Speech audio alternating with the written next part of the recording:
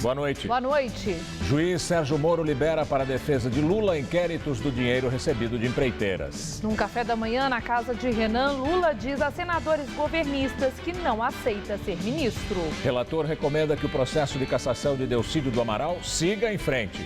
Polícia Paulista anuncia plano para evitar confrontos nas manifestações de domingo. Supremo decide que novo ministro da Justiça não pode ficar no cargo. Familiares de pacientes idosos criticam o atendimento no Hospital do Servidor Público Estadual.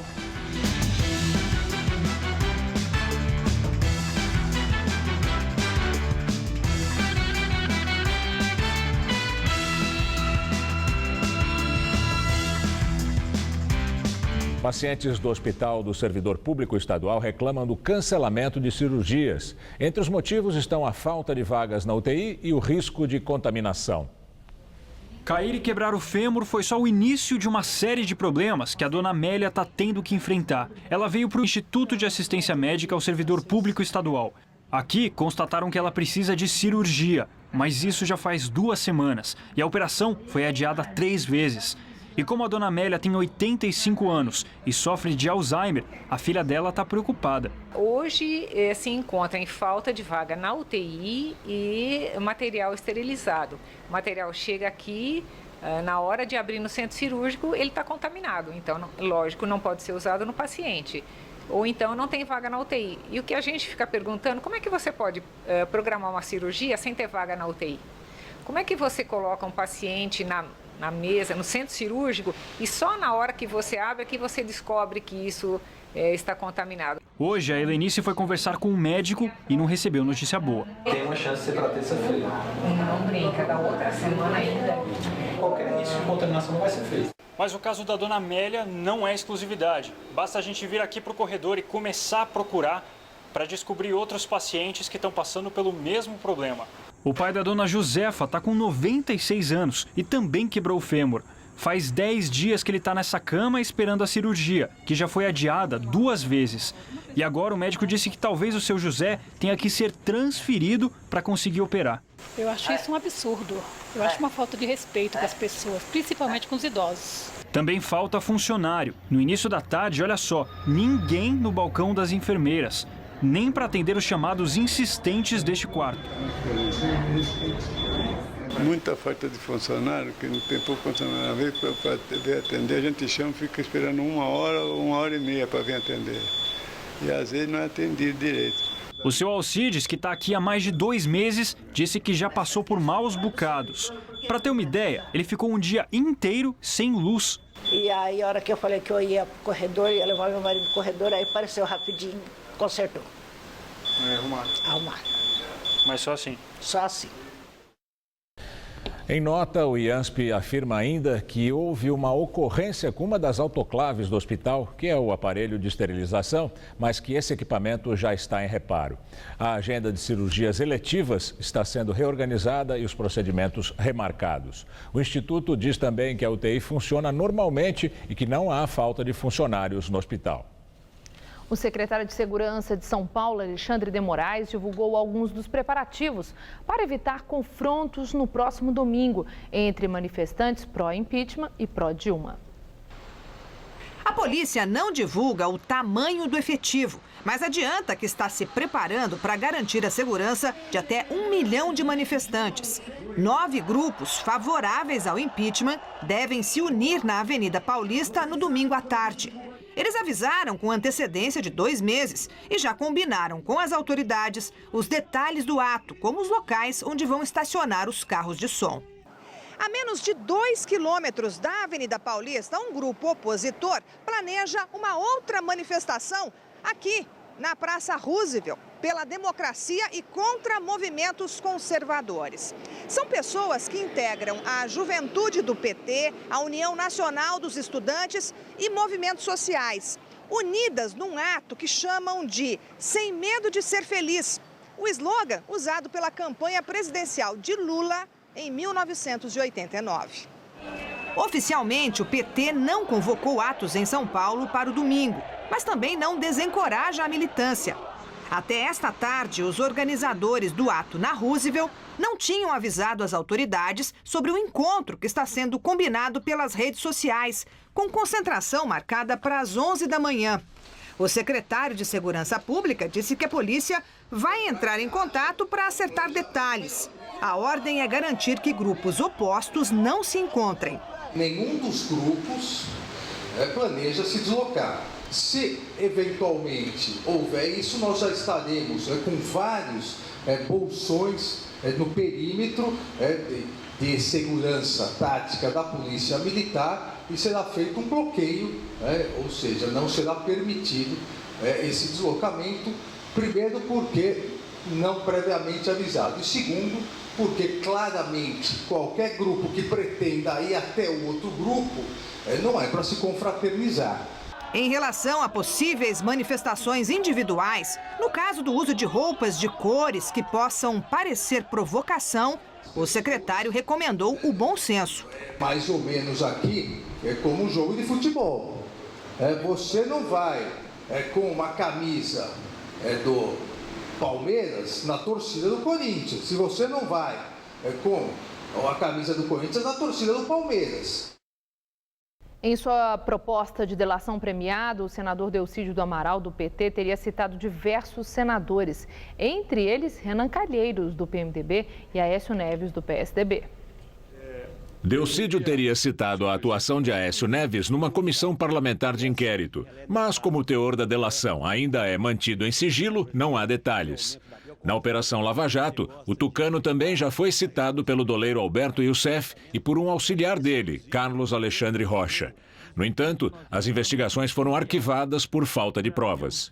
Hoje, o presidente do PSDB voltou a rebater as acusações. Este escândalo tem DNA, ele é do PT e dos seus aliados. Por isso nós temos que apoiar e apoiar em profundidade a Operação Lava Jato. Nada disso me intimida. Ao contrário, aumenta a minha determinação de continuar combatendo este governo que tanto infelicita o Brasil. Já sobre Renan, Delcídio citou a atuação do deputado federal Aníbal Gomes, do PMDB do Ceará, em nome do presidente do Senado. Inquéritos da Operação Lava Jato, em tramitação no Supremo Tribunal Federal, apuram essa relação. Além de Aécio e Renan, Delcídio teria citado ainda os senadores Romero Jucá, Edson Lobão e Valdir Raupp, todos do PMDB. Eles já são investigados pelo Supremo e negam a participação no esquema de corrupção na Petrobras. Na semana passada, a revista Isto É revelou documentos que seriam trechos da delação de Delcídio. Ele acusa a presidente Dilma Rousseff e o ex-presidente Lula e diz que os dois teriam atuado para atrapalhar as investigações da Operação Lava Jato. Lula e Dilma negam. A proposta de acordo de delação premiada de Delcídio ainda depende da aprovação do ministro Teori Zavascki, relator da Operação Lava Jato no Supremo. O senador Teomário Mota, do PDT de Roraima, apresentou ao Conselho de Ética relatório que recomenda a continuidade do processo contra Delcídio do Amaral por quebra de decoro parlamentar. O relator entende que existem indícios suficientes para a cassação do mandato de Delcídio e que a suposta delação premiada do senador foi uma confissão de culpa. O ex-presidente Lula se reuniu em Brasília com o presidente do Senado, Renan Calheiros, do PMDB, e com outros senadores da base do governo. O encontro foi na residência oficial do presidente do Senado. Lula teria explicado aos senadores as denúncias que pesam contra ele em relação ao sítio de Atibaia e ao apartamento em Guarujá. Para investigadores da Operação Lava Jato, os imóveis são do ex-presidente. Lula nega. Ele se disse perseguido pelo Ministério Público. Voltou a afirmar que não precisava ter sido levado à força para depor na Polícia Federal em Congonhas, sexta-feira passada, e que se tivesse sido intimado, compareceria. Na saída do encontro, num gesto simbólico, Renan entregou a Lula um exemplar da Constituição Federal. No encontro, Lula também teria falado de sua suposta nomeação como ministro do governo Dilma. Se isso ocorresse, ele ganharia foro privilegiado e a investigação contra ele sairia das mãos do juiz Sérgio Moro para o Supremo Tribunal Federal. Renan negou que Dilma tenha convidado Lula para algum ministério. Ele fez questão de dizer que não teve convite que não cogita, porque para ajudar o Brasil ele não precisa ter cargo para exercer, ter cargo de ministro, mas que ele quer ajudar, quer vir a Brasília, quer conversar com o Congresso.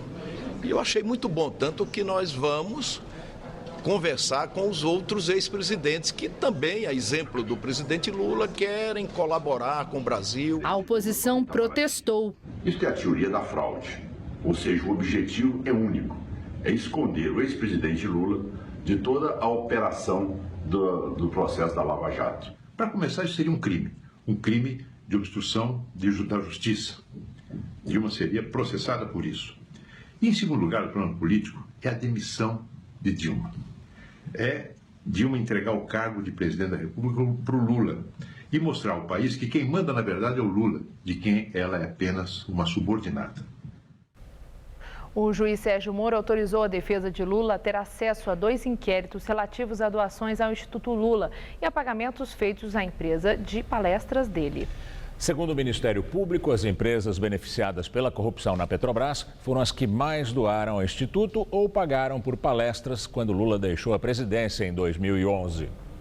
Direto de Brasília, Josias de Souza fala sobre essa movimentação do ex-presidente Lula. 3 dias depois de ser conduzido pela Polícia Federal para prestar depoimento sob coerção, Lula desembarcou em Brasília. Ele jantou com Dilma Rousseff na noite de terça e permaneceu na cidade nesta quarta-feira. Em tese, Lula veio ajudar Dilma a deter as articulações pró-impeachment, que cresceram muito. Na prática, Lula busca autoproteção. Ele tenta politizar as investigações abertas contra ele na Lava Jato. Numa reunião com cerca de 20 senadores, na casa do multi-investigado Renan Calheiros, Lula fez a sua pose preferida, a pose de vítima. Lula voltou a declarar-se perseguido pelo Ministério Público e pelo juiz Sérgio Moro. No papel de jararaca, como ele próprio se define, Lula destila veneno sem fornecer explicações sobre as suspeitas que o rondam. Lula voltou a bater às portas do Supremo Tribunal Federal para requerer que a força-tarefa da Lava Jato seja impedida de investigá-lo. Lula desenvolveu uma espécie de morofobia. Ele tem pânico de ser preso em Curitiba. Para evitar que isso ocorra, o PT sugeriu e Dilma Rousseff concordou em oferecer a Lula uma vaga no ministério. Como ministro, Lula ganharia foro privilegiado e só poderia ser investigado pelo Supremo Tribunal Federal. Essa piada já tinha surgido em agosto do ano passado. Naquela época, consultado, Lula recusou a oferta enfaticamente. Hoje, ele recusa sem a mesma ênfase. Aos poucos, o absurdo vai ganhando uma doce, uma persuasiva, uma admirável naturalidade. Boa noite. Em mais um dia de prévias nas eleições presidenciais americanas, o senador Bernie Sanders ganha fôlego com vitória no estado populoso de Michigan. E o magnata republicano Donald Trump amplia a vantagem. Os resultados das urnas contrariaram as pesquisas, que davam 20 pontos de vantagem para a ex-secretária de Estado Hillary Clinton. Bernie Sanders surpreendeu e conquistou 50% dos votos em Michigan, contra 48% da concorrente democrata. Hillary só venceu no Mississippi, um dos 4 estados em que houve prévias ontem. O polêmico republicano Donald Trump confirmou o favoritismo e conseguiu mais 3 vitórias, somando agora 15 sucessos em 24 prévias disputadas. A menos de 2 semanas da visita de Barack Obama a Havana, o governo cubano diz que vai dar as boas-vindas ao presidente americano, mas sem concessões políticas. No longo editorial, o governo de Cuba diz que Obama vai ser bem recebido e reitera total disposição de manter um diálogo respeitoso e desenvolver relações de convivência civilizada.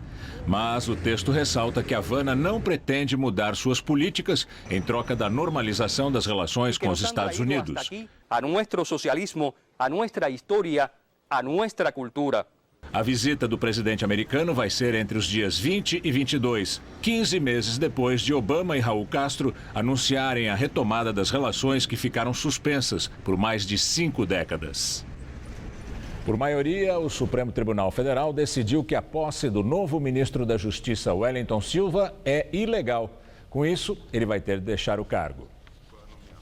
O caso chegou no Supremo após uma ação do PPS. O partido argumentava que o Wellington Silva, como membro do Ministério Público, não pode ocupar outro cargo porque fere a Constituição Federal. Ele era procurador-geral adjunto da Bahia e foi exonerado no início da semana.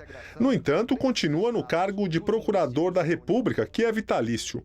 O relator do processo no Supremo, Gilmar Mendes, votou pela aprovação da liminar que impede a posse do ministro. Segundo ele, manter o ministro no cargo fere a independência funcional do Ministério Público. O voto foi acompanhado pela maioria dos ministros. Manifestantes pró-Lula e PT vaiaram a mãe do juiz Sérgio Moro durante a homenagem pelo Dia Internacional da Mulher ontem à noite na cidade de Maringá, norte do Paraná. A cerimônia foi na Câmara Municipal. Cada vereador indicou uma mulher para ser homenageada. Nossa próxima homenageada é a senhora Odete Stark Moro. Quando a professora aposentada Odete Moro, de 70 anos, entrou, foi vaiada por cerca de 30 pessoas da plateia, que estavam lá por causa de duas outras homenageadas ligadas ao PT. Os manifestantes gritaram palavras de ordem. A maioria das cerca de 300 pessoas presentes aplaudiu a mãe do juiz Sérgio Moro. E agora vamos ao comentário de política com o Bob Fernandes. O herdeiro Marcelo, condenado inicialmente a 19 anos de prisão. A Odebrecht, como demais empreiteiras, caminha cada vez mais para a delação. Ímpeto inicial, numa delação, Marcelo poderia entregar tudo e todos. Mas Marcelo não é herdeiro único. Existe a expectativa do poder futuro e interesses em outros 28 países. Governos e governantes em muitos países temem negócios com empreiteiras que delatam. No Brasil, há o que entregar, além do já exposto em relação ao governo e aliados, que devem temer. Como há o que entregar de demais grandes e médios protagonistas do sistema político. É o que indicam, em estágio avançado ou ainda embrionário, milhares de informações, dados e rastros, coletados nas empreiteiras e bancos, não apenas suíço. Como dissemos aqui ao longo de um ano e meio, computadores e documentos das empreiteiras não tratam, é óbvio, apenas do foco legal, a Petrobras.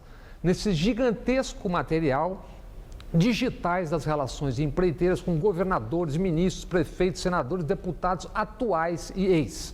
No Estadão, com sinceridade tardia, o ex-presidente Fernando Henrique disse o que já se sabe. O que de olho no poder se faz de conta não saber. Aspas. Nosso sistema político acabou. Nossos partidos não querem ou não podem mudar. Inclusive o dele, o PSDB. O ex-presidente defende uma mudança nas regras do jogo. Mudança que não seja mais um acordão ou farsa, cobra exposição geral das práticas partidárias e eleitorais ilegais. Isso dependerá dos que já têm dados de amplíssimo alcance e investigam, interrogam e interrogarão delatores. Podem alcançar e expor todo o sistema ou só algum de seus braços. Boa noite. Um mercado que não conhece crise é o de produtos e serviços voltados para animais de estimação. Agora, a moda é fazer ensaios fotográficos dos cães ou outros animais quando eles ainda são filhotinhos. Quem passa por essa porta tem duas paixões em comum: fotografia e cachorros. É uma aula para aprender a captar imagens de animais de estimação, como essas feitas pelo argentino Lionel. É muita gente interessada porque querem realmente fazer bom retrato, conquistar bom retrato de seu filho de quatro patas. A Valdirene veio de Minas Gerais só para o curso, quer mudar de profissão. É o meu objetivo, deixar de tudo que eu faço e me dedicar só aos animais. Para registrar tanta espontaneidade, o especialista ensina alguns truques. Ser paciente, estar em um clima calmo, o silêncio é fundamental. A cartilha do Lionel diz: animal alimentado, tosado e limpinho ajuda muito no ensaio fotográfico. O dono de preferência deve ficar próximo ao fotógrafo e conduzir o animal durante a sessão. Fique atento ao fundo, panos pretos destacam os bichos. Petiscos e brinquedos atraem os olhares dos animais, mas se precisar, vale também fazer um barulho com a boca, até dar uma latida se tiver no clima, hein? E deixe valer o tempo do animal. Ele pode querer explorar o ambiente, fazer um xixi, não vale reclamar, ele é o modelo. São 4 horas de aula. As 2 primeiras, a parte teórica, explicando como funciona tudo. Mas chega a hora da parte prática. E o modelo agora vai ser o Thor. É a hora de realmente ir para os cliques.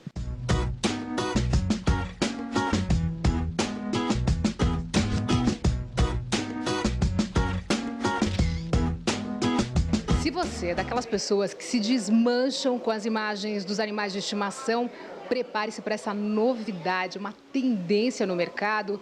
Sabe os newborns, aquelas imagens dos bebês humanos? Agora tem também a versão pet. E essa versão, olha, é de babar.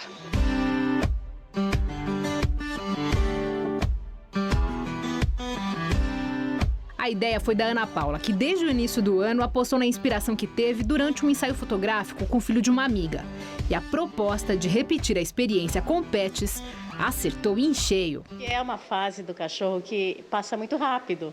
Então a pessoa quer guardar a foto do cachorro bebê, filhotinho, igual a mãe quer guardar dos filhos. Porque hoje em dia o cachorro é um filho. Os artigos para as fotos são parecidos com aqueles usados nos ensaios já tradicionais com recém-nascidos humanos. Tem cestinha, paninho colorido, adereço, lacinho. O álbum custa a partir de R$ 500 e a sessão dura até 40 minutos e pode ser feita na casa da pessoa.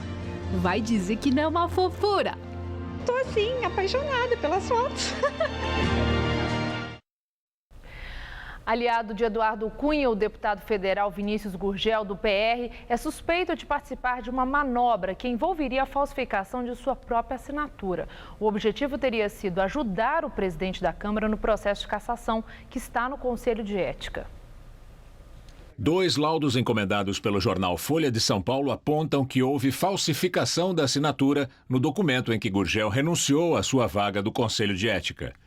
Gurgel estava fora de Brasília na noite do último dia 1º, quando o Conselho votou a sequência do processo de cassação de Eduardo Cunha. A renúncia visou impedir que, em sua ausência, assumisse o suplente, um deputado do PT, que votaria contra Cunha. Com a renúncia, o PR pôde indicar um outro deputado do partido que fosse a favor de Eduardo Cunha. Mesmo com a manobra, a continuidade do processo de cassação foi aprovada, por 11 votos a 10. Hoje, Gurgel negou a falsificação da assinatura. Tomo remédio controlado, felizmente tem até que invadir a nossa privacidade. E na quinta-feira eu bebi um pouco antes de viajar e na sexta acordei de manhã cedo com pressa para assinar alguns documentos e assinei esse documento. Então não vou dizer se eu estava sob efeito de álcool misturado com remédio controlado e acabei não assinando da maneira que eu costumo assinar. Questionado se a mesa diretora tomaria alguma providência, Eduardo Cunha alegou que a decisão cabe ao vice-presidente da Câmara, Valdir Maranhão, do Partido Progressista. Vários deputados contrários a Cunha afirmaram que vão denunciar Gurgel por quebra de decoro. A presidente Dilma Rousseff afirma que ajustes fiscais têm o objetivo de defender o futuro do país. Dilma participou de uma cerimônia no Palácio do Planalto para anunciar 2 milhões de vagas do Pronatec, programa de capacitação técnica de jovens e adultos. Em discurso, voltou a defender os ajustes fiscais. Nós não fazemos ajustes para cortar o futuro do país. Nós não fazemos ajustes para acabar com os programas fundamentais. Nós fazemos ajustes para preservar aquilo que nós precisamos de preservar porque constitui o caminho do futuro. Dilma falou que investimento em educação técnica é importante para que o país volte a crescer. O país precisa deste investimento para ultrapassar não só esse momento e voltar a crescer, mas quando voltar a crescer, voltar sempre com melhor qualidade, com maior capacidade de inovação. É isso que nós queremos, mais e melhor. Em junho de 2014, foi anunciada uma nova fase do Pronatec, em que a meta era gerar 12 milhões de matrículas até 2018. Mas hoje o ministro da Educação, Aloysio Mercadante, disse que por causa da crise econômica não tem como prever se o governo federal irá alcançar essa meta. O Ministério Público da Barra Funda denunciou o ex-presidente Lula. Mais informações aqui no Jornal da Gazeta. Os mercados Por favor. Os mercados atacadistas passaram a ser uma opção para consumidores que querem diminuir as despesas com as compras do mês. Mesmo tendo que comprar quantidades maiores, para muita gente, a economia vale a pena. O mercado na zona leste da capital foi inaugurado em outubro do ano passado e em pouco tempo ganhou uma clientela fiel. E não são apenas os donos de restaurantes, lanchonetes ou mini supermercados que vêm comprar aqui, mas sim o chamado consumidor comum. A loja, acostumada a vender para o atacado, agora já recebe o mesmo número de consumidores do varejo. Hoje, a dona de casa, ela entra na nossa loja, ela encontra produtos a partir de 3 unidades, ela já consegue ter um preço no atacado. Isso para ela é muito vantajoso, né? Isso é muito importante. E com esse preço de atacado, ela consegue comprar não só para ela, mas em família. Ela vem, compra em grande quantidade e acaba levando para outras pessoas da família, para tios, tias, avós, e aí consegue um preço melhor. Tudo graças a pessoas como esta dona de casa. Pesquisando os preços, ela descobriu que vale a pena comprar em maior quantidade para conseguir um desconto melhor. O segredo é não ter preguiça, entendeu? É sair disposta, fazer uma pesquisa de campo mesmo e encontrar o melhor valor para levar. Aqui eu sempre venho. Este outro mercado atacadista na Zona Sul também comemora o crescimento nas vendas e já são 27 lojas no estado. Aqui o preço do macarrão, por exemplo, sai a R$ 2,30 o pacote. E se o consumidor levar 6, o produto sai por R$ 2,09 cada.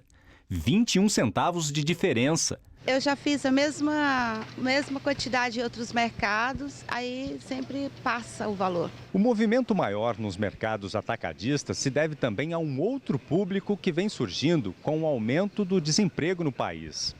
São os novos empreendedores, pessoas que estão abrindo pequenos negócios no ramo alimentício, na tentativa de fugir da crise. Kelly vai abrir com o primo uma lanchonete. Juntos vieram escolher os produtos. Estão à procura de preços melhores dos alimentos. Alexandro estava desempregado. Kelly não conseguia uma colocação na área em que se formou. Os dois estão otimistas com o desafio.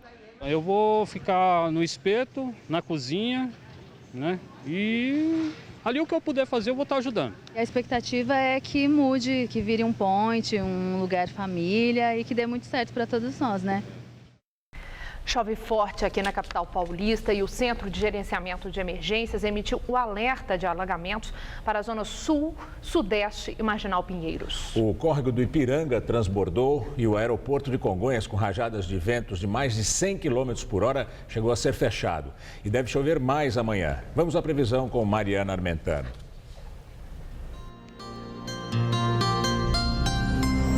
Nesta quinta-feira, há previsão de chuva para quase todo o Brasil e elas devem ser fortes em algumas regiões.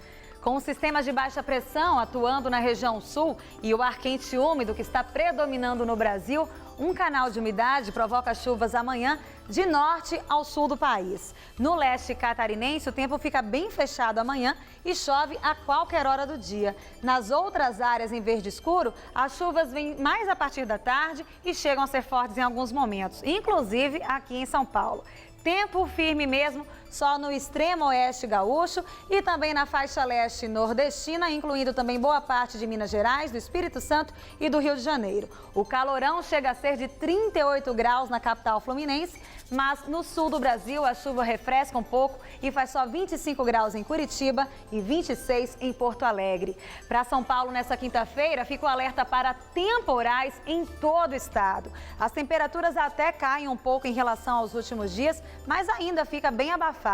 Para quem está na região metropolitana, é bom saber que os temporais devem acontecer entre a tarde e a noite, têm potencial para causar transtornos pela cidade e podem se prolongar pela noite e também pela madrugada. Vamos ver algumas temperaturas? Nessa madrugada aqui na capital não chove, mínima de 23 e máxima amanhã à tarde de 30 graus. Em Barretos, no norte do estado, as temperaturas ficam entre 23 e 29 graus. Já em Santos, no litoral, o calorão chega a ser de 35 graus, apesar das chuvas. Depois de 13 dias internado, Gilberto Gil teve alta. O cantor, compositor e ex-ministro da Cultura foi internado no Sírio-Libanês, aqui em São Paulo, com crise de hipertensão. No Facebook, ele divulgou uma foto com o médico Roberto Calil Filho e a mulher, Flora. Ele agradeceu o carinho dos fãs. Gil deve viajar com Caetano Veloso em abril para shows no exterior. Morre no Recife aos 71 anos de idade o percussionista pernambucano Naná Vasconcelos. O instrumentista estava hospitalizado por complicações de um câncer no pulmão. Músico consagrado, Naná Vasconcelos foi eleito 8 vezes o melhor percussionista do mundo e venceu 8 prêmios Grammy, o mais importante da indústria do disco. Juvenal de Holanda Vasconcelos nasceu no Recife, em 1944, e começou a carreira nos anos 60, quando se mudou para o Rio de Janeiro para trabalhar com Milton Nascimento, com quem gravou 2 LPs. Em 1970, passou a integrar o grupo do saxofonista argentino Gato Barbieri. Foi assim que começou a sua longa trajetória internacional. Quando morava em Paris, Naná lançou África Deus, o primeiro álbum. Ele fez também uma parceria de 8 anos com o multi-instrumentista e compositor mineiro Egberto Gismonti. Naná gravou também com Caetano Veloso, Marisa Monte e o grupo pernambucano Mundo Livre S.A. O enterro de Naná vai ser nesta quinta-feira, no cemitério de Santo Amaro, na capital pernambucana. Na Grã-Bretanha, morreu aos 90 anos George Martin, o lendário produtor musical dos Beatles. George Martin nasceu em Londres em 1926. Filho de carpinteiro, contava que percebeu o enorme potencial dos Beatles desde o primeiro contato, em 1962. Produziu quase todos os discos do quarteto e teve um papel decisivo na integração de Ringo à banda. De formação clássica, introduziu o quarteto de cordas em Yesterday, um recurso que ajudou a transformar a canção numa das mais famosas da história.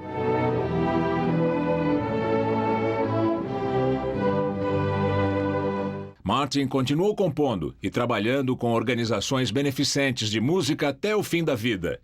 Ringo Starr anunciou a morte dele no Twitter e Paul McCartney publicou um texto dizendo que tem inúmeras lembranças incríveis do grande homem, que era um cavalheiro e um segundo pai para ele. Paul declarou que se alguém merecia o título de quinto Beatle, esse alguém era George Martin. Inflação oficial do país perde força e desacelera em fevereiro para 0,9% na comparação com janeiro. Segundo os dados divulgados hoje pelo IBGE, é o menor resultado mensal do IPCA desde outubro do ano passado. No acumulado de 12 meses, a alta dos preços atingiu 10,36%. Apesar de ainda ser elevado, o valor mostra uma desaceleração pela primeira vez desde setembro. E agora vamos ao comentário de economia com Vinícius Torres Freire. Com o Brasil em terra em transe, o noticiário econômico parece que quase desapareceu. Mas estaria acontecendo alguma coisa? Nos mercados financeiros, sim. Pois o pessoal do dinheiro estaria super animado com a chance maior de impeachment.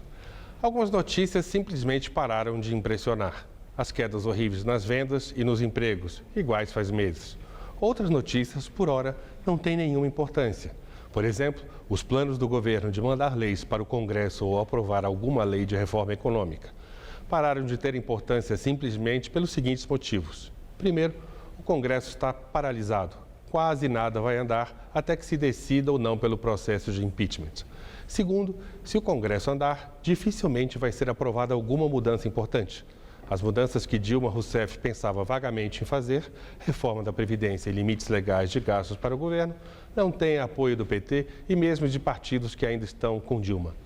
A CPMF não deve mais valer para este ano. Alguma notícia? Sim, as bolsas sobem, o dólar cai e as taxas de juros no mercado financeiro também, aquelas que são cobradas entre bancos. Isso é resultado de duas coisas. Primeiro, de melhoria no humor do mercado financeiro internacional, que começou a especular que a China não vai à breca ou que poderia dar outro tombo na economia mundial. Segundo, a melhoria resulta de especulação de que aumentaram as chances de o governo Dilma acabar antes da hora, como já se disse aqui.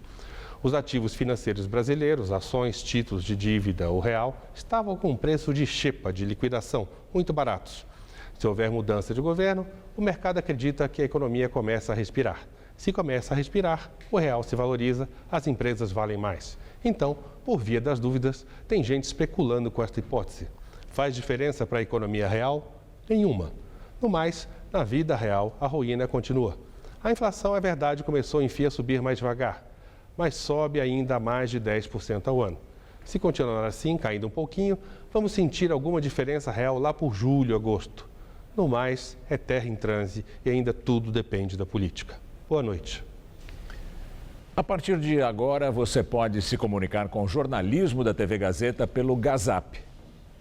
O material pode se transformar em reportagem nos nossos telejornais. Alô, alô, esse é o Gazap, o seu espaço para mostrar os problemas que você enfrenta. Para enviar sua denúncia, basta adicionar o nosso telefone 11 99 16 161 21 aos seus contatos de WhatsApp. Mande fotos e vídeos de até 1 minuto. Para ficar com boa qualidade, grave com o celular na horizontal. Mais informações você pode obter no site da TV Gazeta.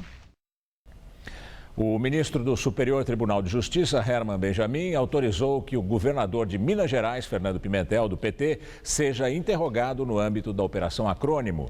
Assim, abriu caminho para a Polícia Federal indiciar o governador e ex-ministro de Dilma Rousseff. O Ministério Público de São Paulo denunciou o ex-presidente Lula por crime de ocultação de patrimônio, falsidade ideológica e lavagem de dinheiro, no caso do apartamento Triplex em Guarujá. Para os promotores Cássio Concerino e José Carlos Blatt, há indícios de que se tentou esconder a identidade do verdadeiro dono do Triplex, o que pode caracterizar crime de lavagem de dinheiro. Oficialmente, o imóvel está registrado em nome da empreiteira OAS. Se a denúncia for aceita pela Justiça, Lula passa a ser réu na ação. O advogado dele, Cristiano Zanin Martins, disse que desconhece o conteúdo da denúncia e que essa ação só confirma a parcialidade com que o assunto está sendo conduzido pela Promotoria de São Paulo. A Controladoria Geral do município de São Paulo decidiu arquivar por falta de provas as sindicâncias abertas contra 4 servidores e ex-funcionários do primeiro escalão da prefeitura suspeitos de ligação com a máfia do ISS. Entre eles, o atual presidente da Câmara Municipal, João Antônio, do PT. As investigações contra funcionários e servidores do alto escalão não avançaram. 4 suspeitos tiveram o processo interno arquivado por falta de provas. O atual presidente da Câmara Municipal, Antônio Donato, do PT, chegou a ser afastado do cargo de secretário de governo da gestão de Fernando Haddad, após um dos acusados de integrar a máfia dizer que pagava R$20 mil por mês a ele. Também foi arquivada a sindicância contra o atual secretário adjunto de Transportes, José Evaldo, contra o ex-secretário de Finanças das gestões de Gilberto Kassab e José Serra, Mauro Ricardo, e contra o ex-secretário adjunto de Finanças e procurador do município, Silvio Dias. Na esfera criminal, a investigação conduzida pelo Ministério Público já é processo na Justiça. A principal denúncia foi aceita em 2014, mas ainda não há prazo para o julgamento. Outras denúncias que foram apresentadas depois ainda aguardam decisão do Tribunal de Justiça. Até agora, o processo tem 11 réus. Pelas investigações feitas pelo MP, o grupo de auditores fiscais, liderados por Ronilson Rodrigues, cobrava propina de empresários da área de construção civil para emitir o certificado de quitação do ISS, o Imposto sobre Serviços, cobrado pelo município. Havia, sim, era necessário um amparo político para que esses auditores fiscais pudessem permanecer naqueles cargos estratégicos que possibilitassem que eles cobrassem aquelas propinas. Tá? A gente sabe dessa necessidade do apoio político, mas nós ainda não conseguimos avançar na investigação para apurar efetivamente os responsáveis por esse apoio político. A Prefeitura de São Paulo estima que a máfia do ISS desviou R$500 milhões dos cofres públicos. O promotor que investiga o caso diz que após as denúncias, a arrecadação do ISS subiu 60% e os empresários que receberam descontos irregulares pagaram as dívidas, em torno de R$60 milhões. E ainda há expectativa de recuperar o patrimônio dos acusados, que está bloqueado. Nós conseguimos sequestrar esse patrimônio, que gira hoje da ordem de 130 a 140 milhões de reais. Esse dinheiro, uma vez essa ação penal julgada procedente, esse dinheiro ingressa novamente aos cofres públicos através do confisco. A sindicância da Controladoria Geral do município resultou na demissão de 13 auditores fiscais e na abertura de processos disciplinares contra outros 5. Na entrevista do dia com Maria Lídia Flandoli, os efeitos da crise do país sobre o PSB, Partido Socialista Brasileiro. Entrevisto o deputado estadual do PSB, Orlando Bolsoni, que é professor do Centro Universitário do Norte Paulista e já foi secretário do Planejamento do município de São José do Rio Preto por 20 anos. Muito obrigada, deputado, por estar conosco. Seu partido nos surpreendeu recentemente porque, depois da morte de Eduardo Campos, o PSB optou por uma independência, uma distância do governo Dilma, mas recentemente anunciou que estava de malas prontas para a oposição. O PSB, em todo o Brasil, está unido em torno dessa ideia de ir para a oposição? Primeiro, é uma honra estar aqui, pelo que você representa para o jornalismo do país. Obrigada. Esse desenho já havia sido idealizado pelo saudoso Eduardo Campos. Inclusive, às vezes nos flagramos falando assim, se Eduardo estivesse vivo, o desenho do país hoje, o desenvolvimento do país seria diferente. Nós tínhamos certeza que estava surgindo um momento para uma nova força, e o PSB já vinha atuando de forma independente, de forma crítica, já construiu inclusive a eleição do governador Geraldo Alckmin com o vice Márcio França, e nós estamos fazendo essa construção no país todo. E a Executiva Nacional vota por essa referenda, esse anúncio, PSB na oposição? Vota, inclusive, nós já fomos o primeiro partido a apresentar uma proposta crítica, quando ainda no ano que passou observamos que o país ele não caminhava pelo bom caminho nem da política e, consequentemente, com reflexos na economia. Agora, deputado, o PSB aderiu a essa manifestação do dia 13, como os demais partidos da oposição, já está convidando os seus aliados para ir às ruas pelo impeachment e contra a presidente Dilma e o PT? Nós ficamos, eu falo, no caso da nossa bancada de São Paulo, eu diria que é a maioria esmagadora, para não dizer provavelmente a unanimidade, ela vai estar presente e incentivando, porque é um trabalho crítico que já estamos desenvolvendo e com certeza vai estar presente. O senhor vai? O senhor vai para a rua? Eu vou estar. No domingo? Presente, tranquilo, na minha cidade. Agora, sua cidade, São José do Preto, o senhor vai estar lá? Sim, do movimento do ano que passou, nós chegamos a colocar 10 mil pessoas na rua. O presidente Fernando Henrique, outro dia num artigo, ele disse que é na época de crise que se promove grandes mudanças. Correto. O PSB apoia essa ideia de, nesse momento tão difícil na vida do país, com a economia na situação em que está, com o governo Dilma, tão fragilizado, e a questão do comando do país também igualmente debilitada. Eu pergunto, que seja criado no Brasil um sistema semipresidencialista, parecido com o parlamentarismo, uma comissão gestora, um primeiro-ministro e o presidente da República permanecendo no seu lugar. A minha indagação, vocês apoiam essa mudança? Esse modelo ele tem que ser construído. O PSB tem por característica pender mais para o parlamentarismo, mas talvez o Brasil, pela sua característica histórica, vai ter que construir um modelo híbrido, talvez assemelhado a Portugal, onde o presidente tem uma força, mas essa força é limitada pela Constituição. Sim. E o primeiro-ministro cuida da gestão. Vocês apoiam essa ideia de transformação? Nós discutimos no partido essa ideia. Ok. Bom, vamos falar de São Paulo, eleições esse ano. Sim. Para o senhor, o PSB deve continuar aliado a Geraldo Alckmin, apoiando o candidato que o PSDB indicar, ou o PSB pode e deve lançar candidato próprio? A construção nós estamos construindo um modelo, aliás, um projeto para 2018, onde nós imaginamos o governador Geraldo Alckmin como presidente. Nós estamos nesse processo e nós caminhamos hoje, nesse momento, no sentido de caminhar junto também aqui na capital com o candidato. Quer dizer, vocês apoiam o candidato que o PSDB indicar?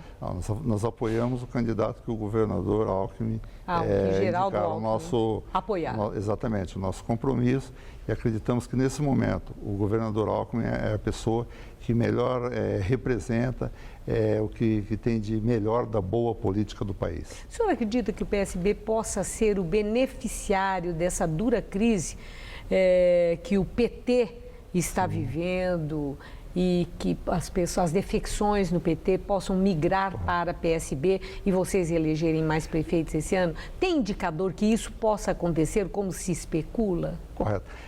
Primeiro, essa construção, tanto o Eduardo Campos e o nosso presidente Márcio França já vinha conduzindo, porque o PSB tem uma característica que é um forte compromisso social, mas também buscando todo o que oferece a tecnologia, dando boa gestão. O exemplo nosso, Eduardo Campos, um modelo de gestão voltado para o social, mas também altamente baseado na meritocracia. Nós acreditamos, e o PSB tem empregado isso em todo o Estado, e nós vamos ter um crescimento expressivo no número de prefeitos que nós vamos eleger, mas dentro dessa linha de soma, não da linha de, por exemplo, de ser um divisor, de dividir os espaços em especial com o PSDB. Nós queremos caminhar junto com o governador Alckmin. Agradeço muito sua entrevista. Obrigada por suas informações, deputado. Muito obrigado. Boa noite. Uma honra estar aqui. Gamberini. Você vai ver a seguir as notícias do esporte com Celso Cardoso. E a tragédia em Taboão da Serra. Explosão de gás matou 2 pessoas numa casa. O Detran mudou para facilitar a vida dos paulistas. É o novo Detran. Já são mais de 100 unidades com atendimento padrão poupa-tempo na capital, no interior e no litoral.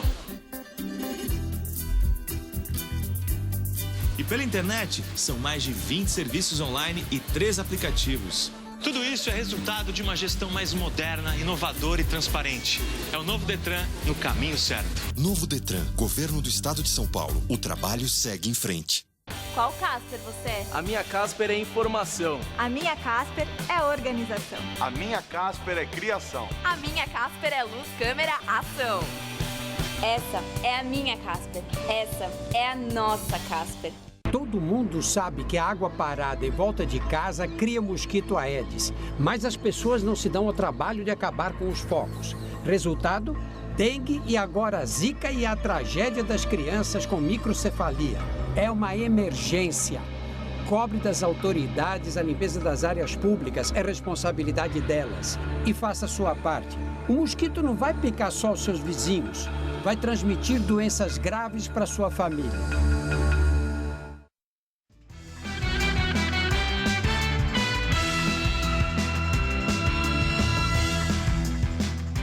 Vamos direto para as notícias do esporte com Rodolfo Gamberini e Celso Cardoso. Temos uma noite de brasileiros nos jogos da Libertadores da América. Hoje vamos ter em campo Palmeiras e Grêmio e já temos, aliás, o Corinthians jogando, né, Celso? Sim, o Corinthians está jogando agora, Gamberini, em Assunção, no Paraguai. O time enfrenta o Cerro Porteño. E o jogo começou às 7h30 da noite e o Corinthians já está na frente, gol do André. Gol de Santista. Gol de Santista, como você bem gosta de lembrar, verdade. E um pouco mais tarde, aqui em São Paulo, o Palmeiras recebe o Nacional do Uruguai. Do Palmeiras, o pensamento é abrir vantagem na liderança do grupo. O jogo de Libertadores é pegado, é disputado. A gente já teve a oportunidade de jogar contra esse time no Uruguai. E eu acho que o estilo de jogo dele é parecido com o Rosário, de toque de bola. A gente precisa fazer 2 tempos equilibrados, né? A gente precisa equilibrar o jogo, não pode deixar o time deles atacar a gente como o Rosário atacou no segundo tempo. E a gente tem tudo para fazer um grande jogo, a equipe está bem descansada, poupou alguns jogadores. A gente precisa vencer para dar um passo muito grande para a nossa classificação. O Grêmio joga em casa e tem também um jogo difícil, né? O Tricolor Gaúcho recebe em Porto Alegre os argentinos do São Lourenço. Uma vitória pode deixar o Grêmio na liderança do grupo. Após um Grenal quente no último domingo, o Grêmio volta as atenções para a Libertadores. O clássico já acabou e nós temos que andar para frente. No chamado Grupo da Morte, o mais embolado da competição até aqui, o tricolor gaúcho recebe o São Lourenço na Arena e busca a segunda vitória no torneio. É um jogo decisivo para o encaminhamento de uma vaga à próxima fase, né? E o torcedor também está bastante animado com isso. Atual vice-líder do grupo, com 3 pontos conquistados, o Grêmio não contará com o meio-atacante equatoriano Miller Bolanhos, que fraturou a mandíbula no polêmico clássico de domingo. Everton e Henrique Almeida brigam pela vaga. O Everton me dá a vitória pessoal, me fecha bem o setor, tem a finalização, entra na área com o Henrique na frente, né? Eu tenho a presença dele sempre próximo da área, um jogador que finaliza de média distância, né? E que vai empurrar as linhas do adversário para trás, com um jogador de definição também dentro da área. Em caso de vitória, a equipe de Roger Machado dormirá na liderança do grupo, ultrapassando o atual líder Toluca, que só joga amanhã contra a LDU, no Equador. Qual dos brasileiros vai pegar a maior pedreira nessa rodada? Futebol o futebol é ingrato. Antes de começar o jornal e começar o jogo, eu diria para você que o Corinthians, aliás, eu disse isso inclusive no Gazeta Esportiva, mas o Corinthians já está ganhando de 1-0. O Palmeiras joga em casa, deve fazer prevalecer o fator campo, tem até mais time que o Nacional. E o Grêmio tem um jogo difícil também com o São Lourenço, mas por jogar em casa, acho que dá para conseguir uma vitória. Só que a situação do Grêmio, se vencer, por exemplo, vai assumir a liderança. Mas não é uma situação tão confortável, porque depois vai enfrentar o São Lourenço fora, vai enfrentar a LDU. Mas é que o grupo do Grêmio é muito mais difícil. É muito mais difícil. Se o Grêmio conseguir a classificação nesta fase de grupos, vai para o mata-mata muito forte. Muito difícil. Agora, o Corinthians que está surpreendendo, né? Ninguém dava nada para o Corinthians, um Corinthians remodelado, está completando 100% de aproveitamento na Libertadores. 3 jogos, 3 vitórias. Ótimo. E amanhã tem mais 2 brasileiros em campo, né? Tem. O São Paulo visita o River Plate em Buenos Aires e o Atlético Mineiro vai a Santiago encarar o Colo-Colo. Na rodada aberta ontem, destaque para a vitória do Nacional de Medellín sobre o Peñarol do Uruguai. Pelo Grupo 3, o Atlético Nacional venceu a 3ª seguida e disparou na liderança com 100% de aproveitamento. Os colombianos venceram o Peñarol por 2-0, com gols de Bocanegra de longe e Moreno após tabela com Ibarbo, e chegaram aos 9 pontos. Já a equipe do Uruguai está na lanterninha do grupo, com apenas 1 pontinho. No outro jogo da chave, no Peru, o Sporting Cristal recebeu o Huracán e assumiu a vice-liderança. A equipe peruana abriu 3-0 com gols de Costa e Santiago Silva 2 vezes. Com a partida praticamente perdida e um jogador a menos, o Huracán reagiu com 2 gols de Ávila, mas ficou nisso. 3-2 placar final. E no grupo 7, Emelec e Olímpia ficaram no empate por 2-2 em partida movimentada. Jogando em casa, o Emelec saiu na frente aos 4 minutos com Fernando Jiménez. Ainda no início da primeira etapa, o Olímpia empatou e virou, com Paniagua e Blas Riveiros. Daí para frente, o jogo esfriou e os equatorianos conseguiram arrancar o empate apenas aos 44 minutos do segundo tempo, com Fernando Jiménez mais uma vez, 2-2. E acaba de sair mais um gol na Libertadores. Sim, o Rosário está vencendo o River Plate do Uruguai por 1-0 e esse resultado põe pressão no Palmeiras para o jogo de logo mais. Obrigado, Celso. Amanhã teremos gols com certeza. Até amanhã. Até amanhã. Estela. 2 pessoas morreram e outras 2 ficaram feridas depois de uma explosão de gás em uma casa em Taboão da Serra, na Grande São Paulo. Segundo os bombeiros, a explosão aconteceu em um dos cômodos do imóvel e provocou o desabamento da casa, soterrando as 4 vítimas. 3 eram mãe e filhas. A mãe foi levada com vida para o hospital, mas não resistiu e morreu. Uma das irmãs está internada em estado grave e a outra foi retirada já sem vida dos escombros. Uma 4ª vítima teve 90% do corpo queimado e foi encaminhada para o Hospital das Clínicas em São Paulo. A prefeitura informou que está dando todo o apoio às vítimas. Em nota, a CETESB disse que a companhia de gás natural, que tem dutos que passam pela região, fechou os registros por segurança e que o Corpo de Bombeiros encontrou um botijão de gás nos escombros do imóvel. A França viveu hoje um dia de protestos contra o projeto do governo de reforma trabalhista. Trabalhadores e estudantes marcharam em Paris e outras cidades da França. O protesto, liderado por sindicatos e organizações estudantis, é contra medidas que dariam às empresas mais flexibilidade para contratar e demitir os trabalhadores. O projeto também prevê a redução do pagamento de horas extras. O desemprego na França gira em torno de 10% e afeta principalmente os jovens. Os defensores da reforma estimam que, para reativar a economia francesa, é fundamental criar postos de trabalho e manter a competitividade. Mais de 1 milhão de pessoas assinaram uma petição online contra o projeto de lei, que, segundo pesquisas, é rejeitado por 7 em cada 10 franceses.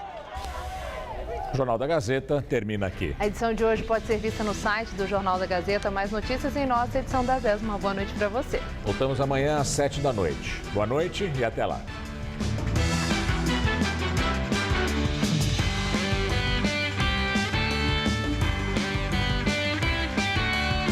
Confira a estreia de Sobremesa para Dois, hoje, 10h30 da noite.